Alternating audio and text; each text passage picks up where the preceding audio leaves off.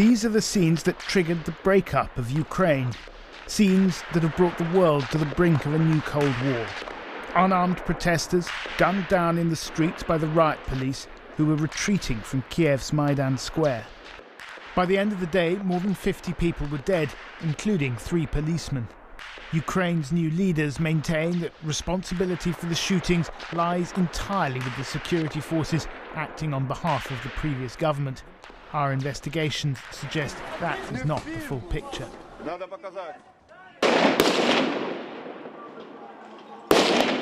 Only 3 people have been arrested over the killings, all of them members of this police unit, seen firing here towards the protesters. That was after 9 o'clock in the morning, as government forces retreated from the square. But what prompted the police to pull back?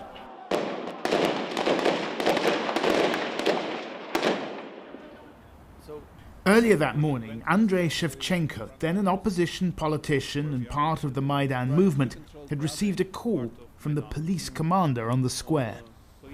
He calls me and he says, "Andrei, someone is shooting at my guys."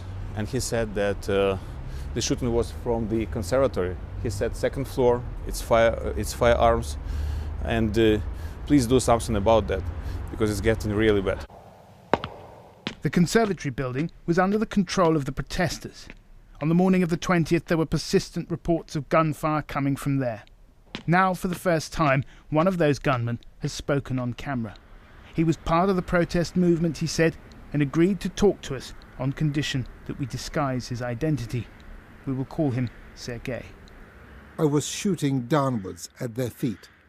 Of course I could have hit them in the arm or anywhere, but I didn't shoot to kill. I also shot upwards at the police who were on top of the Globus shopping centre, and that is why they retreated.